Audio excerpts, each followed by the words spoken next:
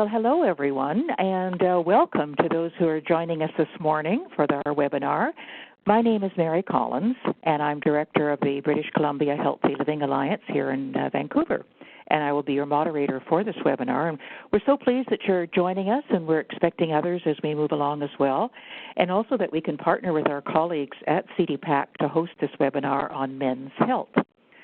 As some of you may know, BCHLA and CDPAC are working together on the Working on Wellness, or we call it the WOW project, delivering workplace health to predominantly male work sites in British Columbia and the Northwest Territories resource sectors. We've learned some interesting lessons about rural and remote work camps and the men that work in these sites, and see some cross-cutting themes with the work you'll be hearing about today. We'd also like to acknowledge the financial support of the Canadian Partnership Against Cancer, the Heart and Stroke Foundation of Canada, and Health Canada through the CLASP grant that has made WOW possible. Today our webinar, Post-Movember Checkup, 2 Perspectives on Men's Mental and Physical Health, will explore what does it mean for men to be healthy, and what does it take for men to get healthy. We see differences between the way men and women experience health promotion, and our guests today have used these differences to help support men's health by reaching out to them in new ways that really resonate. So let me tell you a little bit about our program today. The statistics on men's health show that men are not accessing health services as readily as women and seeing higher rates of some conditions and dying younger. Our guests today have both seen the need to focus on men's health to find different ways of reaching out to men rather than waiting for them to access services.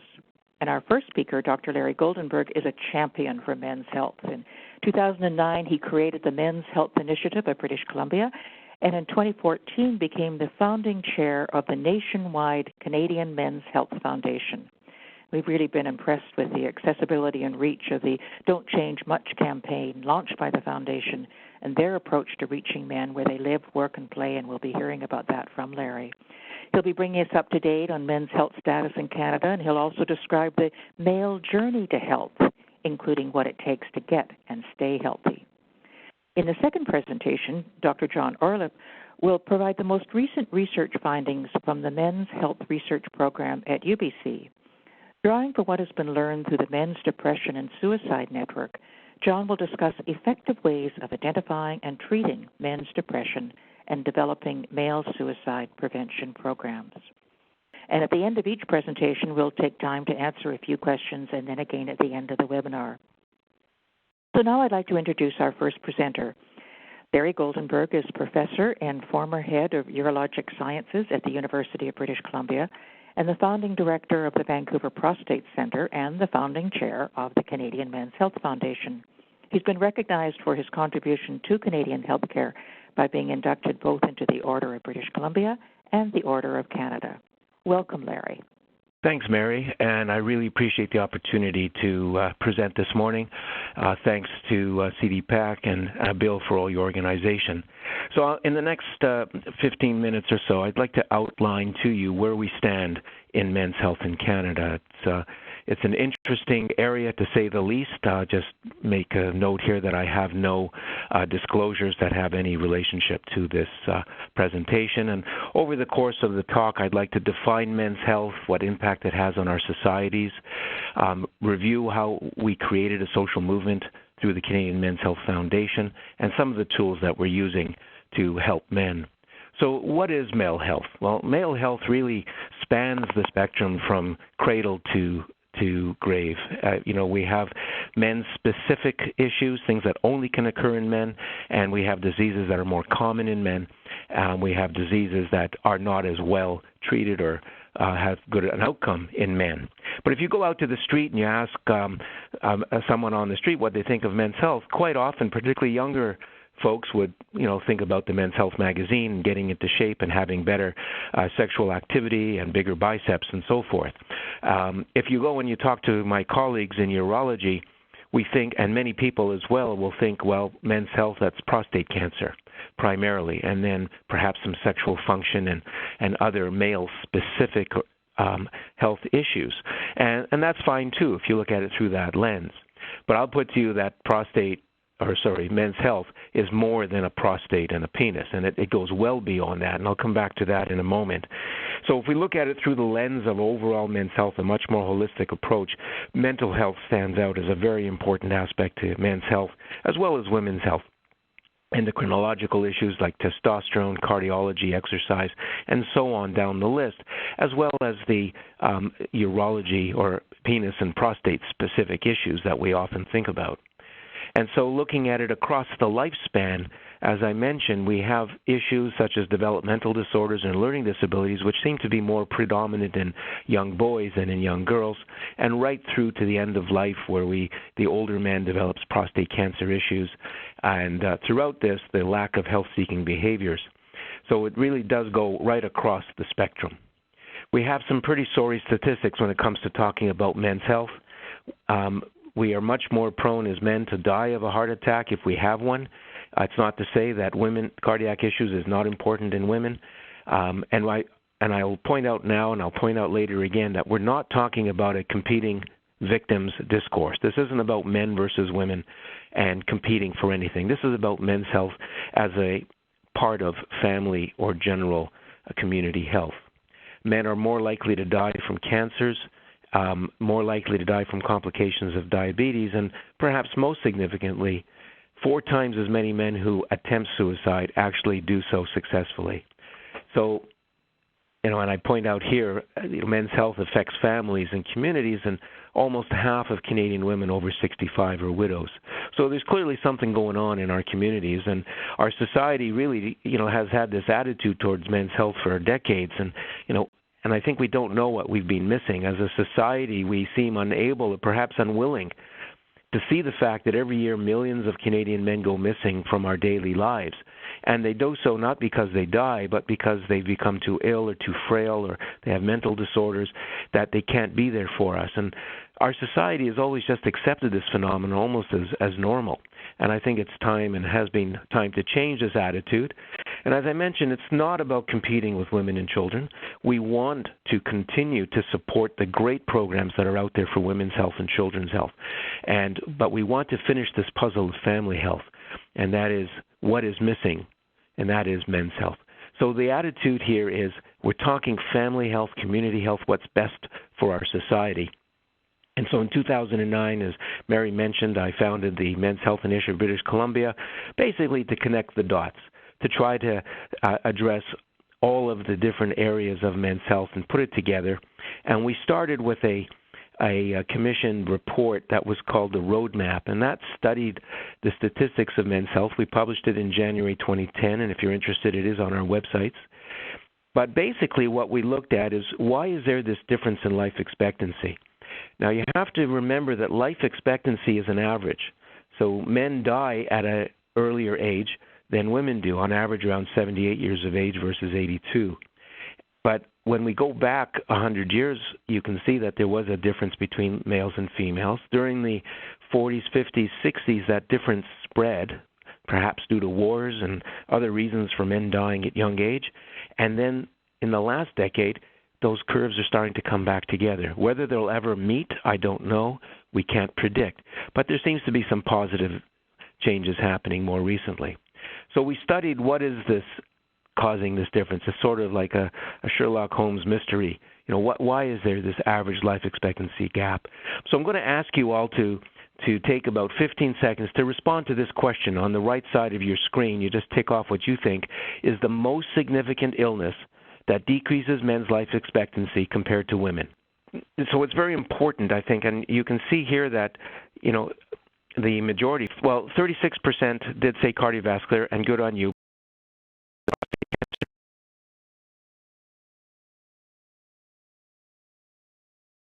Say the difference has to do with male brains.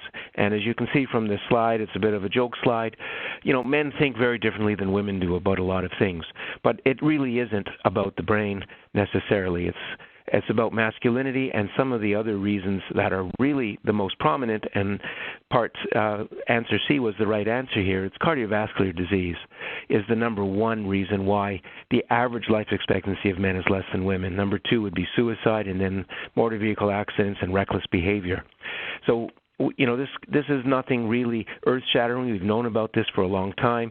We've tried to explain these reasons. Are they biological, where our brains are hardwired differently than women's brains are?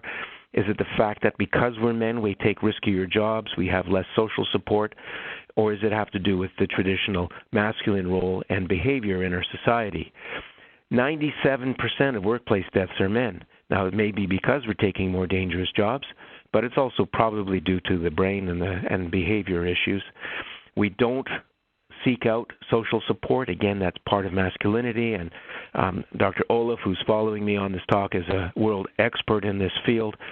When men, it's documented that low levels of social support are 2 to 3 times more likely to cause problems than men who have, or people who have a lot of social support. We take risky behaviors. There's a lot of room for improvement, and I could show a whole lot of photos of some really strange male behavior that could lead to problems. Men tend to believe their health is better than women, and these are influenced by this social construct of masculinity, the idea of being a male, and have been promoted over the years. So men don't do a lot of health-promoting behaviors like using sunscreen and eating well. And we don't tend to attend to our health by going to the healthcare, to our doctors or healthcare workers as often. And the circle shows that this is particularly so between the ages of 15 and 45, where there's this big gap between men and women in attending to healthcare. That same age group, roughly 20 to 40 or 20 to 50, is when we don't, as men, seek out information for improving our health. So we see that age group, and we've identified that as sort of low-hanging fruit, if you will, of the men that we feel we should be addressing in our initial efforts in the Men's Health Foundation. There's another joke slide about men are stubborn, and we need to figure out how we can get to them. This is not an easy task. So our approach is to develop a social movement. And through the Canadian Men's Health Foundation, we're hoping that this social movement will spread across the country, just like seatbelts did. It took decades for seatbelts to become the habit that it is today. We feel that men's health should be a habit as well. And so we create the social movement that's going to try to draw men in to build awareness and shift their attitudes and change their behavior. In the center of the circle is all of these associations to societies, all these wonderful people out there who are trying to help change this behavior and improve health in general. And we need to bring men into this circle. And so the challenge is, how do you get them into that? How do you connect with men to encourage them, to give them the awareness and to change their attitudes and their behaviors? And as I said, it's not easy. I've banged my head against the wall for years trying to figure out how to do this. And it will take time to get men to think, to get them to talk, to get them to understand, and then to act. This is going to take time, but I think we're making some headways in figuring out how to talk to men about their health. And I'll finish off my talk in the next number of minutes just about that. How do you talk to men? And Steve Jobs identified it. He says a lot of times people don't know what they want until you show it to them. So you have to reach out to these people, but you have to speak to men in the language that they want to understand. And there's the challenge as well, in that not all men are the same, and not all men are listening and hearing what you have to say. So we believe that we have to look at men in different archetypes based on their worldview or their view of health, and then customize how we talk to individual men. And some of our early unpublished research has shown that indeed, as you would understand intuitively, not all men are the same. In the yellow part of the pie there, we have men who are basically just learned helplessness. They don't care, give me my poutine on my French fries and leave me be kind of thing. And the message to them will be very different than someone in the red pie, where they feel that their, most important thing is to have a strong abdomen and to have sexual activity frequently during the week, and, to attract the opposite sex or a partner, and so on. And we can basically break down men into 6 categories. And using those categories, we can personalize the messaging. So when we want to send a message out, or when the heart and stroke people want to send a message out, or the diabetes people want to send a message out, we can help by personalizing these messages. In medicine, we're focused on precision medicine, on trying to match the right treatment to the right disease and the right person. I feel we should be doing the same in messaging. As I mentioned, we're targeting the 30 to 50-year-old, and when we did a survey across Canada, we can see almost half of those men aren't exercising, eating well, not sleeping properly. That's a lot of men. 5 million men in that age group in Canada, so you're talking 2 to 3 million men need our help. That's a lot of people. We can have a huge impact. So the Don't Change Much campaign that Mary mentioned in the introduction is simply that. We're trying to get men to make small, incremental changes. These changes will make a big difference in how they feel. Small changes will become habits. Habits will eventually become behaviors. It's like the seat belts, as I mentioned earlier. So we have this national campaign. It runs 365 days a year. We have our website called don'tchangemuch.ca. Pass that around to the men in your lives, whether your family or coworkers. Get them to go to the site. It's really a well-designed site. We have experts who have put it together and keep it up to date with important information. It's interesting when we do our surveys, the most sought-after information that men are seeking on the website is how to cook better and how to cook healthy. So we have a champion, Ned Bell, who helps us with this, and we put on these healthy guy recipes. So you can see 42% are interested in meal planning. That's a lot of. It's really interesting that that's what men are most interested in. In addition, we have something called a U-Check tool. This is a self-risk assessment tool. It's the only one in the world where in 10 minutes and answering 18 questions, you can get your risks for up to 6. I'll just skip through that. This is just demographics, but you can get what your risk is for heart attack, depression, diabetes, prostate cancer, osteoporosis, low testosterone, and erectile dysfunction. And it'll tell you whether you're at high risk, in medium risk, low risk, and then depending on what your risk is, the man can then choose to get more information or not. We firmly believe that men are big boys, and they can decide if they're at high risk for a heart attack.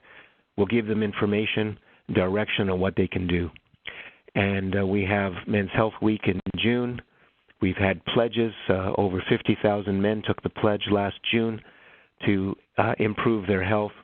And we had a lot of media attention. So this seems to be picking up speed. Our goal was to create a brand so men will and women as well, and families and communities and corporate sponsors and so on will recognize that there is a foundation that is its goal is to connect the dots, to bring people together with it, to create a social movement. I'll share with you just a couple of the advertisements.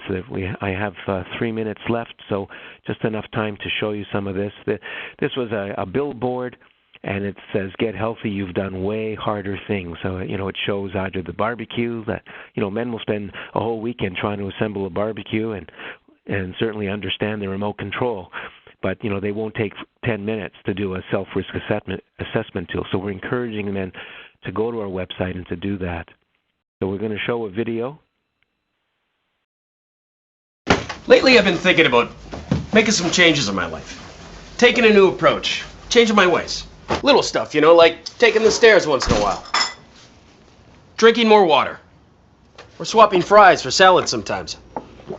A few small steps like that will make me feel better now and down the road. I mean, I wouldn't want to be a burden on my wife. Ain't that right, honey? Change, but don't change much. Get simple tips at don'tchangemuch.ca. Honey? As men of Canada, we vow. As men of Canada, we vow. To care about our health. To care about health. Start going to the gym 3 times a week. Going to the gym. Woo! And more broccoli. Broccoli! Okay, fine. Half fries, half salad, once in a while. Half fries, half salad, hoorah! Guys, a few small changes can make a big difference to your health. Get simple tips at don'tchangemuch.ca. So we had a TV commercial and a radio commercial that have played. These spots are playing at National Hockey League games on a regular basis. We won national and, in fact, an international award now for a PSA award for these commercials. We're very proud of them, and they've had a phenomenal response. Here's some pictures of our champions. You can see that, again, with the 30 to 50 age group target group. With the 30 to 50 target, we've got these national champions who are well known to that age group. They're mostly Olympic champions, hockey players, and so on. So they're the ones who are out there helping us. These are our partners. We're very thankful to all of our partners who are supporting us. And once again, this is about the final piece of the puzzle, about getting the men's health in there to complete the story of women's health and children's health and minority health. And with that, I'll wrap up. And thank you very, very much for participating today. Well, thank you, Larry. That's a fabulous presentation. You know, Larry, it's really interesting to see the men's health journey from your perspective, and it certainly provides some questions to all of us of how we can ensure our health promotion efforts are drawing men in. You're just doing such a great job. Certainly here at BCHLA, we've learned a lot over the last 2 years about engaging with men through our WOW project and recognize the challenges as you set them out in your description. And Mary Lou, you've asked us whether or not you're able to address a change of attitude in workplace situations who discourage time off for doctor's appointments and such. Have you talked about that, Larry? We are working with several corporations now, and with some large unions across the country. So our goal is to be able to answer that question within the year.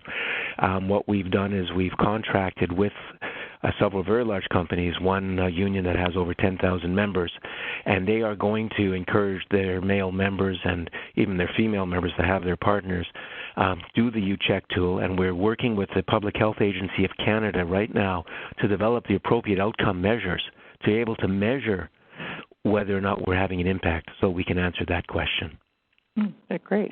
Now, I've got a question because yesterday I was reading an article about how Ireland, Australia, and Brazil all have established national men's health strategies. Yes. I know we've got lots of women's health strategies at the provincial level here in Canada, but I'm not aware of any men's health strategies. Do you think we should be doing that? I gave that a lot of thought earlier on, and I decided that I think the best way to approach it is to come at it as a national nonprofit or an NGO organization working outside of government, and then go to government on a one-time basis, as projects become important. So whether it's smoking or mental health or suicide or whatever, approaching government as support as an NGO rather than being embedded in the government itself where there are obvious issues of, I'm a surgeon, I like to see results fast. I like to move along without having too many impediments. So we've stayed outside of government.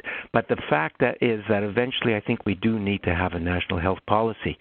The other thing is that there are the countries that have these national health policies, and Ireland is a good example because they were the first, have really not moved it along very far. We haven't seen a whole lot of impact of that policy. It's very nice to have it, but in the real world it hasn't done much yet. So, where you're seeing a lot of action, which actually leads me to perhaps the final question right now until we get to the end of the webinar. But how do you know who's visiting your site? Do you know if it's men or is it? Yes, we know that. We actually have a wonderful partnership with Google, and they're actually funding us to a significant amount with their Google Analytics. And as an older individual, this just boggles my mind to know how they can figure out who is coming online, whether they're male or female, what their likes and dislikes are. And, we ask people whether they would like to give us their email address so we can communicate with them on a regular basis. And we have over 4,000 email addresses already. So it's growing. Instagram is another social media that I'm not that familiar with, but that is doubling almost monthly, the number of people who are attending to our men's health messaging on Instagram. So the social media is really the way to go, and I've been very impressed, and the Google Analytics is helping us to define exactly who is coming online, and is helping us with our surveys to find out, as I said before, 70% of men attending our site are changing their health habits in some way. That's a phenomenal amount. That sure sure is. Now, Gail has a little provocative question for you.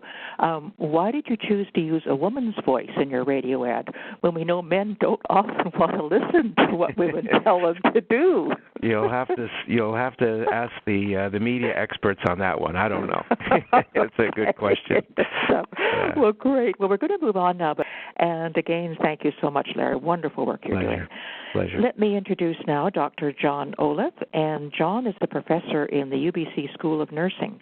His research program in masculinities and men's health is focused on prostate cancer, depression and suicide, and men's smoking. So his experience is really wide-ranging. And, John, I know you're going to start with a video. So, Bill, can you get the video put up? I was feeling like a constant failure. I was feeling a lot of self-loathing, self-hatred. I was really having troubles understanding how to deal with the emotions. But being a guy, this pressure, I can't ask for help, I can't talk about it. I would hear my inner voice say things to me like, I'm stupid, I'm worthless. And that's what led me to the bridge that day. That's also what led me to leap over the railing.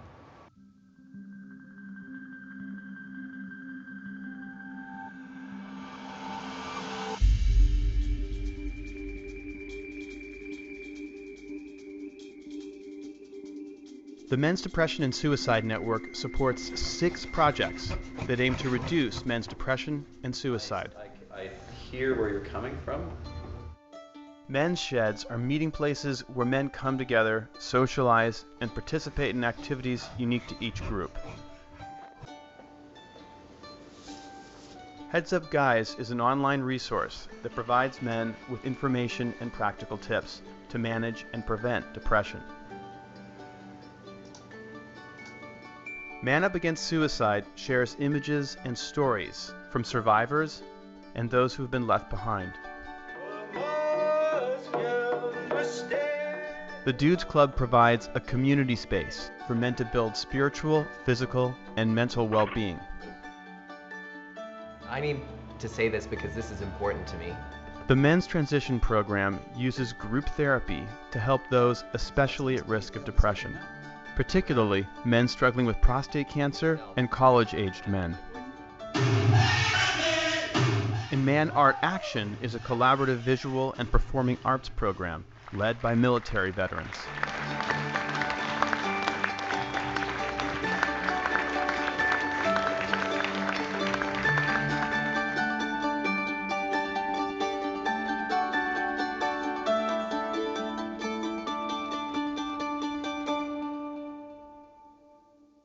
Thanks for the opportunity to have a chat today, and thanks for your comments too, Larry. Some really great work going on in Larry's shop, and likewise we've been doing a lot of work specifically in men's depression and suicide.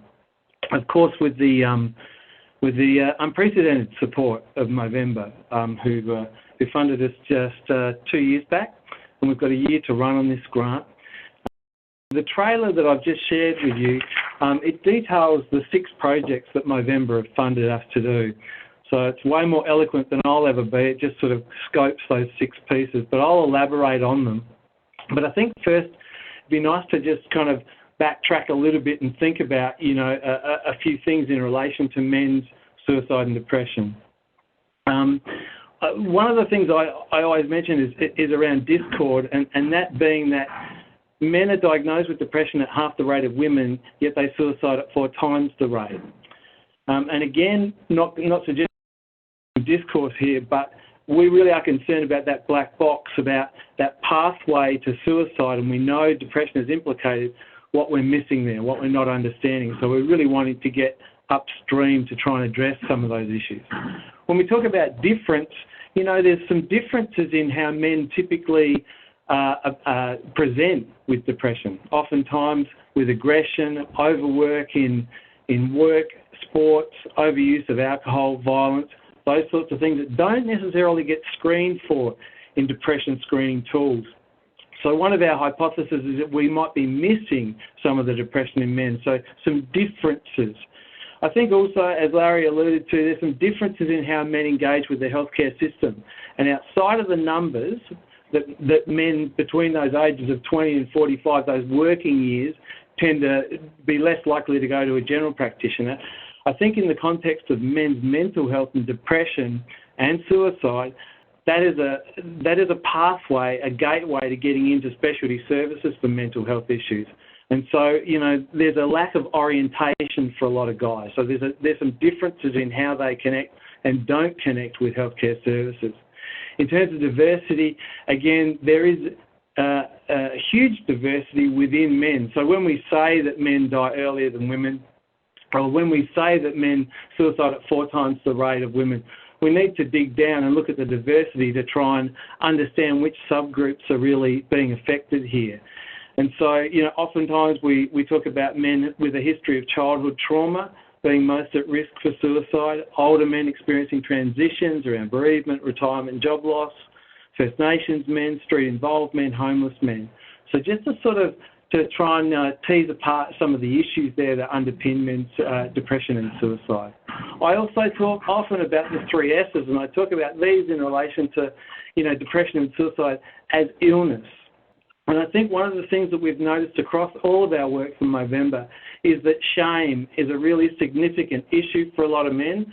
So shame in not necessarily being of stable mind and rational thinking. And so that is further invoked, that shame in having to seek help for a problem that they can't necessarily address themselves. I think there's lots of stigma still. We like to think that we might have progressed a little bit, but I think some of this stigma is external, but some is also internal. So the guys who we polled who've experienced depression and suicidal behaviours often have an internal stigma about worthlessness and some negative self-talk. Outside of that, we know that stigma exists in the workplace, for example, whereby some people's careers might get cut short or their options around career might get reduced just in the knowledge of their employer knowing that they have a mental health issue. I think too, we talk about social isolation. Many of our programs are really dedicated to reducing social isolation because we know that social isolation is the biggest risk factor for suicide in men. When men self-isolate or socially isolate, it becomes very, very hard to connect them with services and to also convince them to self-manage and to seek help to operationalise out of some of those issues. So, taken together, the D's and the S's, symbolising the depression and suicide, I think they're really important to consider in the work that we do. So to elaborate on the trailer at the front end, I'll go through the projects just briefly to give you a bit of a sense. Heads Up Guys is run out of UBC Psychiatry with John Grasnichuk as the lead. They've done some fantastic work here in putting together a resource that is dedicated to men's depression. There's been over 30,000 visitors to this site since it launched in Men's Health Week of June this year. And similar to Larry's site, it does have a self-check assessment tool, and we've had over 1,500 guys who've actually done that self-check and worked through some of the issues, and they've agreed to give us access to the data to sort of publish some of those pieces as well, so we'd have a better sense of what the guys are presenting with and what sort of things they're looking for in terms of resources. It does a really neat job of video testimonials. We know that the affirmation of other men is really important for changing behaviour. And so the videos as testimonials from experts and also guys who are challenged by some of the issues around depression is really key to providing permission to guys to think differently, to operate in terms of self-management, but to also think about professional services. So we're really keen on on continuing this website. We're in the last year of our grant with Movember, so we're looking to catalyse this beyond the grant. A lot of these websites die with the grant, and we'd hate to lose this resource. So we're really looking for ways of continuing it on. We think we might have a really good resource here. It's well patronised, and our feedback has been very positive about it. I think too, we oftentimes fall into that trap of saying, oh, let's get men to go to the doctor, and this provides a legitimate resource of good information that can help people, that doesn't demand that they go to the traditional route of seeking help with a hospital or a general practitioner. So it gives them a conduit, provides them anonymity. It's open 24/7. There's no appointment time to keep. It's all on their time, and they're autonomous in the way that they go and what they access. The Dudes Club is also a terrific program that runs underneath the banner of Men's Depression and Suicide Network. It's operated since 2010, beautifully run by physician Paul Gross, and it's run in the downtown east side and provides a space for many First Nations men to congregate and connect over a meal and or a haircut. And embedded within these gatherings have been men's health issues. And as the trust has grown within the club and its attendees, so too is the level of sharing and the opportunities to advance the health of individuals in this vulnerable subpopulation. So with Movember's help, we extended the Dudes Club to Prince George, Smithers and Morristown, a reserve, all in the north of British Columbia. When we talk about shame, stigma and social isolation, this is a wonderful example of a program that addresses those things head on by connecting men and connecting them with their health and in a culturally sensitive way. A couple of feel-good moments out of the last couple of years with the extension of the Dudes Club is in Morristown, a First Nations reserve. The youth have engaged the Dudes Club, and typically it's been older guys, but perhaps more importantly, the youth have brought their dads to the meetings. And this has engaged men who might not have otherwise been exposed to health programming.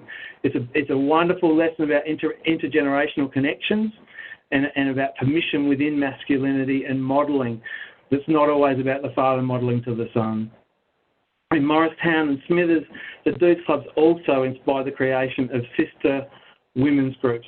And I think that's just a wonderful flow-on and a nice reminder that the work we do is really about gender relations. Even when you're intervening with men, you're looking to make a difference to the lives of women and children and other men within the communities. The men's sheds are also mentioned in Larry's presentation. And just to say, it's kind of interesting. We've got a bit of a different model in Canada. In Australia, there was a ton of government money for the men's sheds, and so they really did have a good launching pad in that way. Here in Canada, we've been a little bit challenged. Certainly don't have any government money, but what has happened is a shed in Winnipeg was developed by Doug Mackey. He did a great job with this shed, and what we wanted to do with Movember was develop the sheds across Canada. So the great work of Corey McKenzie and his team at the University of Manitoba has worked hard to try to develop a toolkit that would offer advice and guidance to guys who want to develop a shed, and also a website where they can connect over the sheds. The good news is that is going to launch in January 2016, but what we do know in the work over the last couple of years is there's a terrific appetite for the sheds. They attract oftentimes older men going through transitions around divorce, retirement, those sorts of later life issues. And so we know there's a ton of interest in it, and we're working very hard with people who are trying to develop their sheds as well as to try and get a critical community going. There's been good successes with the sheds in Pemberton, Kelowna and White Rock, to name a few, and there is such a groundswell, and we're really hoping to help catalyse the benefits of the sheds and the movement of the sheds in Canada. Again, I think there's great opportunity here for intergenerational connections. I think in Canada we might have a situation where we can probably get into spaces where there's men of varying ages and diverse ages connecting over activities. So the idea being that guys, connect by doing and address, the social isolation by connecting in a space where they're actually doing an activity and working through. The Men's Transition Program, run by Marv Westwood and David Cool. The idea of this program, it originally was for veterans, and so the veterans coming back, reacclimatising to civilian life. The idea being that within a group therapy, and Marv wouldn't like me using the word therapy, so within a group effort, professionally facilitated, men are helped to reacclimatise back into civilian life. It's had terrific traction in the veterans population. And again, with Movember's support, we're able to extend that to men newly diagnosed with prostate cancer and also college-age men. Because we know that there's transitions for those guys, and the hypothesis was that those transitions could be ably aided by this kind of group work that Marv and David do. They've had terrific response to the extension of their program. They've run it out of Quebec and in British Columbia as well. And a number of colleges have actually picked up the college men's model to work through with. So it's another great moment in the suite of programs or projects running out of the Men's Depression and Suicide Network. The Man Up Against Suicide project is one that I lead out of nursing here at UBC. And the idea of this was to destigmatise men's depression and suicide. So we put cameras in the hands of people who had lost a male to suicide, both men and women. And we also put cameras in the hands of guys who had previously experienced suicidal thoughts. And we asked them to take photographs of their experiences with a view to how we would think about prevention, suicide prevention. We've had 10 exhibitions so far. We've had more than 1,000 people through those face-to-face exhibitions. We're currently showing in Winkler here in Manitoba. It's just had such a great effect by sharing the photographs from these participants and their narratives. It's opened up the space to talk about men's depression, to talk about male suicide, to talk about how we might think about prevention of that. And we really think that it's one of the really important pieces to create the room for a conversation. And again, we know that the permission of other men is really important for changing behaviours. And so I think this is another really poignant kind of example about how you can model doing things a little bit differently. We also have a book out at the moment that's available for purchase on our website. It's called Stay, and it features beautiful pictures and wonderful narratives from the participants in the first arm of the study, these 65 participants. And just to say that it's introduced by Shay Emery and also Foster Eastman and a survivor, Jen, who introduced the 3 parts of this booklet. It really is a terrific reminder that we need to have these conversations as hard as they are, but it's a very hopeful book. Every time I read through it, I kind of come away with hope, but it really does point you in the direction of thinking about prevention in terms of men's suicide. Finally, the Contact Unload. There was a project that was funded after our network was funded. It's a terrific example of using theatre and the arts to address issues for men. And in particular, this is a play that's run by veterans coming back from Afghanistan, and the play models exactly how some of the issues play out for them in reacclimatising to civilian life. Because we know the risk for depression, post-traumatic stress disorder, suicide is really high amongst this sub-cohort of men. And so this play has taken on a bit of a life of its own. It's had, I think, 10 performances so far. And just recently, it played to Prince Harry over in London in November. I can't imagine how exciting this would have been for the guys. So it was at Canada House, and they had 4 performances, and Prince Harry actually changed his schedule to come to one of those performances. And again, just an amazing way of sharing how the challenges can be and are addressed by guys coming back from the military into civilian life. And the great news for people in British Columbia is that it's on again this Friday and Saturday at the Armoury in Vancouver, and tickets are still available on our website. So I strongly encourage you to see it. The performance is so great. It's like 20, 30 minutes, very quick, and then after there's a conversation and open dialogue about some of the issues. It is it's such a feel-good kind of play and very thought-provoking. I really encourage people to take the opportunity to see that. of course, when you run things like this, you do six interventions and everyone goes, oh, that's great. Anecdotally, we assure you that it works. It's 3 million well spent Movember, but, always on the hook for evidence. So we employed Nick Black, who does a great job out of Intentions Consulting, to actually have a look at the impact of our interventions on men's mental health. So originally we did baseline survey questionnaires with 900 Canadians, and it was matched to the census data across Canada. And so we've published from that data, and that's baseline. And now we've just finished collecting the 600 responses from people who've been exposed to one of our 6 programs, or one or more of our 6 programs. So we're kind of really excited about the opportunity of looking at that data to say something about the impact that we've made. And also, it gives us another year to make adjustments going forward for enhancing that impact or adjusting the products that we've come up with. So I really want to just, again, I want to echo Larry's thanks, and I really appreciate the opportunity to share what we're doing, to talk about, the issues, and also to invite conversation.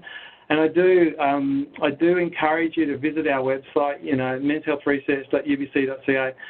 As mentioned at the front end, I do a ton of work in prostate cancer and also smoking cessation. We do terrific workplace health as well up north with the Hill program and the Power Play, up there with the Harmonisation Project. So there's lots. This is a reservoir of empirical work in men's health, all toward intervention. So again, thanks so much for the 15 minutes, and I hope that these resources can help extend that time a little bit. Great. Well, thank you, John. That's really quite an array of programs that you have going. And although I realize they certainly were in British Columbia, I'm glad to see that some of them are also in other parts of the country as well. I know when you presented at the event we did in Prince George last summer, there were certainly lots of questions. We have one here from Lynn, and she's sort of asking to address early intervention. Are any of these programs or perspectives focused on primary or secondary school age group boys? And I don't know, John or Larry, if you'd like to respond to that. John, do you want to take that? Sure, Larry. These ones specifically, no, but there is a Bros helpline that was also funded by Movember. And we feature it in a story on our website, on the Men's Health Research website. And so they were, it was crisis calling for around issues of mental health and things for young, I think it was teenage adolescents. And so they've adapted it for men and they call it Bro Talk, and it's done really quite well. The early signs are really encouraging. So there are some other services that are designated, that really do kind of target that audience. I'm not sure if you know of others, Larry. Yeah, no, I'm familiar with the Movember project, but I was just going to also say that one of our earlier reports was on youth and boys' health. We put that together in 2012. That's Young Men's Health in BC. We call it the XY Factor. John was the lead author with Elizabeth Sywick and Derek Rolifson and others. And I think it was a very valuable document that outlines what the issues are for young boys. And perhaps one of the most important conclusions from that is that we lack data. And so that's something that we have been talking to government about. We need to get better data. We just don't have the information that we need, particularly in that age group of between 16 and 22 in that group. So it's a big area. And do you get many in that age group signing on to your website, either of your websites, the one on men's depression or Larry on yours?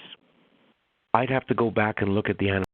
I know that we do have younger men in their early 20s. I don't know about teenagers.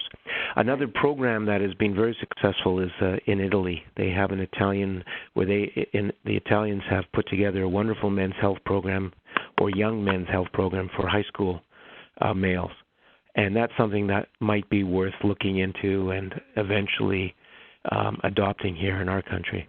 One of the challenges is, and John alluded to it earlier, is it takes a lot of manpower and a lot of funding for all of these projects. So we're trying to stay as focused as we can and not to try to bite off too much more than we can chew. Otherwise, we'll fail. So we're looking at focusing. As I mentioned in our group, we're focusing on the 30 to 50 on awareness. John is focused in on suicide, depression, and how to help the mental health aspects. But for both of us, a very important issue is sustainability of our programs. And that's where, we need to spend some time, and we appreciate help from anybody willing to come forward to help us with, how do we keep these programs going? John's programs are fantastic, but, Movember's money is a one-time grant, and we need to keep it going. Right. Well, I think another area that Jeff talks about, is there any work being done to help professionals better understand how to help men, given the example of different ways that they present, particularly with respect to depression? Again, I'll take that in that we have been, we just published a guidelines for men's health that will be distributed early in the new year to every primary care physician in the country. That was primarily edited by Dr. David Greenberg, who's a family doctor in Toronto and has had a career interest in men's health. It's an excellent document. It will help the primary care physician understand all the from mental health through to prostate cancer to everything. Sort of a guidelines on how to recognize it, how to diagnose it, and importantly, how to talk to men and to actually open the conversation with their patients, because it doesn't happen. We have a deficiency in our medical school systems here in the country, in that they don't have men's health programs. So we're trying to address that. Yes. Right. And is that document available generally or just to physicians? It's going to be on our website. Okay. It's a hard copy is being distributed to physicians. Again, this doesn't come cheap to print, and mail costs money. So again, we went out and we had to raise the funds, and we were happy to secure some funds to do that. But for our listeners today, they can get onto your website. It will be in the new year. It'll be on our website. Absolutely. There'll be a link to it. Yes. Yeah. I think one of the other things, Mary, is that there's probably we know that we've got physicians who are kind of connected to our website and get our feeds and follow us on Twitter. I'm sure Larry's got the same situation. So there is that way of kind of informing and keeping people aware of the issues who are healthcare professionals. We've got a special issue coming out with